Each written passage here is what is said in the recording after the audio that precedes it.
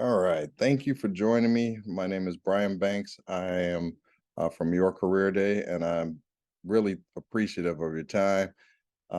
We go back a long way, and it's good to be able to talk to you about your career. Now, can you give us your name? Sure. My name is Carl Manteau, and I am the Vice President of Ticket Sales for the Minnesota Timberwolves. All right, great. And where's your hometown, Carl? Born and raised in Waukesha, Wisconsin. So a Okay. little suburb just outside of Milwaukee. Okay, great. And what does your job um, entail? Sure. Well, broadly speaking, I am responsible for the 20 plus sales reps, managers, directors that generate revenue for the Minnesota Timberwolves via the selling of ticket sales products. So full season tickets, partial Mhm. plans, group tickets. Um, that's broadly like more Yeah. refined. I like to think of myself as a coach, right? Okay. So I'm or a coach and a GM. Like I'm overseeing a team. So it's Hmm. my job to make sure that my team and my sales team is ready to play. So first I got to make sure we have the right equipment, right? Like a coach. Yeah. So phones, computers, contact management software, Hmm. ticketing platforms, those types of things. And then I need a game plan, right? Every coach Right. has a strategy. So I need sales campaigns, strategies, product launches, those types of things. I got to make sure we have all of those. Hmm. Then I'm a coach, you got to recruit, you got to have the best players in your team. So Right. I am always out there trying to find the best sales leaders and sales reps. And then once you have the people like a coach, you got to make sure that they're properly trained, Right. right? That they have the skill sets to do the job. And then you're continually working on those skill sets to make people better for as long Hmm. as they're with you. And then I'm not on an island. So in order to do this, I have to work closely with all of our different departments Right. inside of, my company. So that's marketing, business intelligence, human resources, game presentation, the security officers, Hmm. housekeeping, basketball operations, mascot relations. Like every single thing is involved in sales and the Right. sales of our products. So I got to be able to work with everybody. Okay. All right. Wow. A lot. It is. It is. When I say it like that, it seems kind of daunting. Yeah. But like anything else, when you break it down into its smaller components, you can do it. Okay. Now, what type of education is required for this type of position? Um, well, generally speaking, from a Hmm. formal education standpoint, a bachelor's degree is typically required Hmm. to get a job in sports. Okay. Um, I have a master's degree in education. And I'm sure my school will not like hearing this, but it's not required to go into sales, which I took the sales path. Okay. Um, so need that to get in, but I like to say like once you get in, that's when the real education begins. Right. There's so much learning that happens once you're in the job itself. And you always need to be a student of your craft and Hmm. constantly working on your skill set. I mean, I'm going on 2 decades now, and Wow. I'm still hungry to get better. I'm still always reading sales and leadership books, listening to podcasts, watching videos, attending seminars. Hmm. So it never ends. Okay. Now, did you know you wanted to do something in sports when you were young? I didn't know that this was a career option. Right. Um, I initially entered college thinking psychology, and Okay. but like I grew up like most people, I grew up playing sports, love Right. sports, was around it.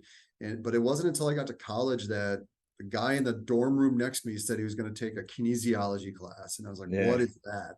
He's like, dude, it's sports, it's an easy A. I'm like, oh, okay, that sounds interesting. And I took it, and it opened my eyes. Right. And my original path was athletic training. I was on the sports medicine athletic training. Okay. That was my undergrad. Um, but as I got deeper and deeper into that, I realized, okay, I'm not as passionate about this. Hmm. And I was very fortunate. I had an internship with both University of Minnesota Athletics and actually the Timberwolves. Wow. It was my first internship 20 years ago. That's how I got introduced to the front office. Right. And I saw, oh, sales, marketing, corporate, community relations. Like Hmm. there's so much more to this business than I ever Right. knew. And as I got to meet the sales team, I was like, wait, you get paid to talk about basketball all day? Like Right. you're not lifting heavy things, you're not doing hard, like you talk. And I'm like, I can do that. Yeah. And that's what sparked. I didn't know I would be good at it or if I had the skill set, but that at least got me interested enough to try and Right. pursue Well, I can vouch for you. You're good at it. Thank you. it. Thank you. Yeah. Now, let me see. What type of person is best suited for this job? So I have seen people from complete opposite ends of the Hmm. personality spectrum have success as a sales leader, as a vice president in sales. Uh-huh. Um, but no matter where you fall on that spectrum, we all seem to have similar traits in that time management. You Hmm. know, earlier we talked about all the different things I'm responsible for. You got to find a Right. way to balance it. You got to have a desire to constantly be better than what you are. Hmm. You got to be a good recruiter. You're only as good as the team Right. that you're with. You got to have an unrelenting work ethic, and then you got to have a passion for your craft. And I Right. say your craft, not sports, right? Like I'm not getting paid to play as much as I Right. wish I was getting those paychecks. So for me, my passion and my craft is selling. So I'm passionate about selling, how to become a better seller. And then in sales management, how to become the best leader of people Right. and developer. The fact that I get to sell sports and manage people in sports, well, that's just icing on the top. Right. And then I think one of the biggest attributes is it's communication. Hmm. I need to be able to communicate at all forms and at all levels, verbal, nonverbal, written. I mean, on a Yeah. daily basis, I am talking with individuals, with groups, with my peers, with my direct reports. I've got vendors. I have to engage with customers. I have to engage with Right. the league. Like, so you need to be comfortable talking to people regardless of what the situation is. Hmm. And yeah, with different audiences, different situations. Right.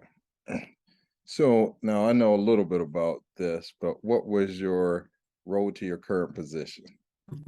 How much time do you have? Um, so I'll try and do the fast version. So like I mentioned, I went to college in Minnesota. I got my internship with the Timberwolves. When I was graduating, I got my first entry-level sales position with the Cleveland Cavaliers. Hmm. And I ended up spending 10 seasons with the Cavaliers organization. It was incredible. Most of it was on the group sales side of the business. Right. And then when I moved into leadership, my last couple of years in Cleveland, I was still working for the Cavs, but I was helping to manage the group sales department for the Lake Erie Hmm. Monsters minor league hockey team.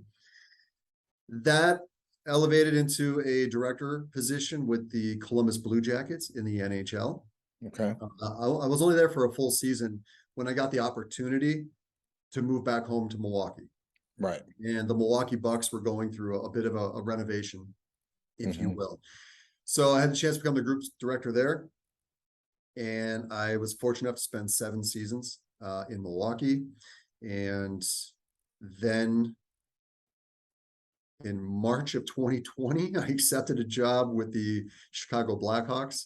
Hmm. And I'm laughing because I got 5 days in the office. And then with COVID, I got sent home for the next year and a half. Wow. Uh, Yeah. so I spent 2.5 years as a director and senior director with the Chicago Blackhawks. Hmm. And as of a month ago, I was able to return back to the NBA, return back to the team that started it all for me. And I am now here with the Minnesota Timberwolves. Cool. Very interesting path. And it's not uncommon in sports. Yeah. That's part of the advice I'd give is as big as the sports industry seems to be, it's actually Hmm. pretty small, Right. and like front offices are not usually that large. So like there's limited room for growth. So, there's only like a couple people ahead of me. So for me to like grow here, the guy ahead of me has to leave. Right. So in most times in sports, to really grow and accelerate your career, you have to be willing to take the next opportunity. And that's why like I have moved from NBA to NHL to different leagues because that's where the industry is taking me. Now, there are Yeah. those people who, of course, are very fortunate. They're able to stay with one team and move their way all the way up. Yeah. But that's kind of the exception than the rule. So I've followed you, from Cleveland to Milwaukee. Now I'm hoping to be able to follow you up to Minnesota at some point. Come join us in the frozen tundra. Let's see. what makes this career, and I kind of know the answer to this, what makes this career fun, interesting, or exciting, or all the above? Oh man, it's the people.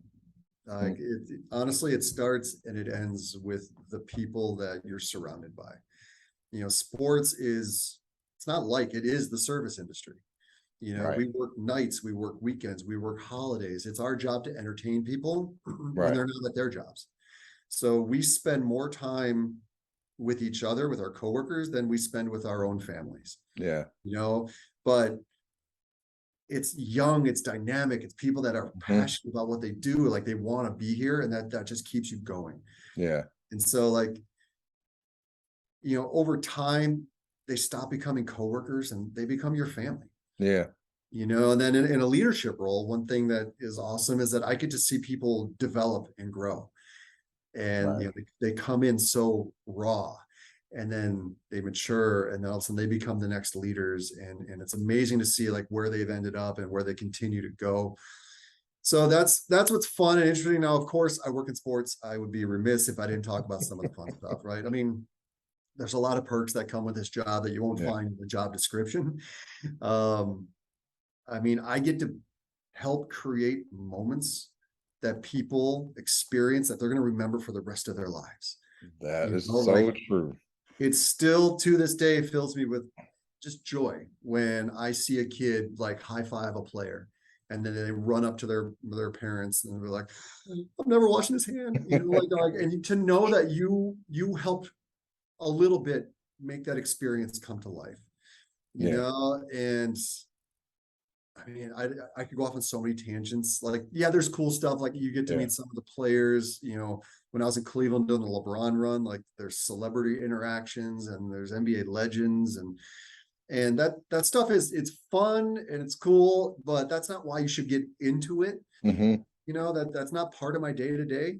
But if you work in this industry long enough, you're going to find yourself being a part of it. And who knows? I mean, I got to be the public address announcer for 2 Cleveland Cavaliers games. That's wow, nowhere in my job description, but yeah, you step in, you help out, and you make the most of it. And then, of course, there's the games. Like I said earlier, like mm, I'm very fortunate. I get to watch the most incredible athletes in the world do what they do. right, And, I get a ringside seat. And then I'm also very fortunate in that I married someone who is a bigger sports fan than I am. Um, So my wife, and she brings my daughter to almost every single game, and usually towards the fourth quarter, like I'll actually get to go down and sit with my family, and we get to yeah, actually have those bonding moments as a right, family. And I love that. I absolutely love that. yeah.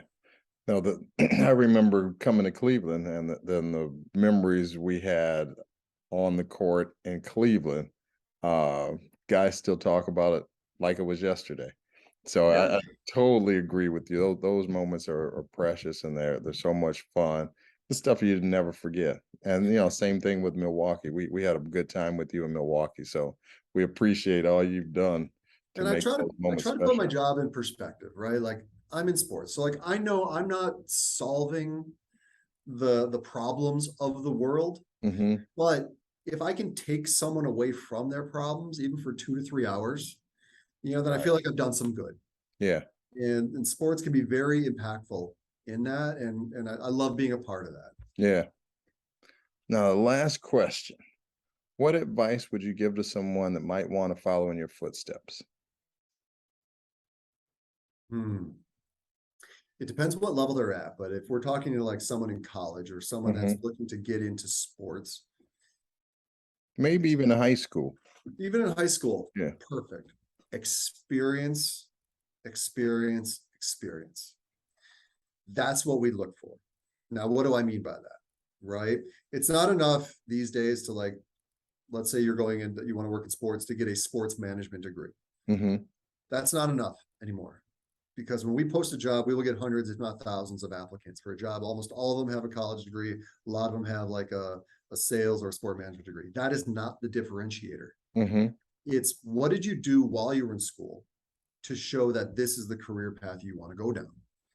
So if you're in high school or if you're in college, shadow somebody, Hmm. like If you're in high school, I'm sure you have an athletic director. Ask if you can shadow them for a day. What does their job entail? Right. You know, if you're in college, shadow a coach. They have a ticket sales office. They have a box up. Shadow someone there for the day. Volunteer for a day. Ask if you can interview someone that has done the job. Right. You know, also, no matter where you live in this country, you're probably no more than 20, 30 miles from a collegiate, minor league, or major league team. Right. Right. So you can always ask to talk to someone in that office. And through things like LinkedIn, you can be connected to anyone in the world and ask those types of questions. So like the more you show you have those experiences, you volunteered, you shadowed, you interned, every single one of those you can put on a resume. And so if I get 2 resumes from someone who just went to college and someone who went to college, but also has done these things, those things tell me that you're not trying to get this job just because you think sports is cool and it might work out. You're applying for this job because you've been exposed to it and Right. you've determined that you think you have the skill set to be successful in it. That's great. Well, Carl, I appreciate all your advice, your time, and I look forward to coming up to Minnesota at some point. Oh, we can't wait to welcome you. But All I right. appreciate you having me. This has been great. I really appreciate it. Thank Oh, you. thank you.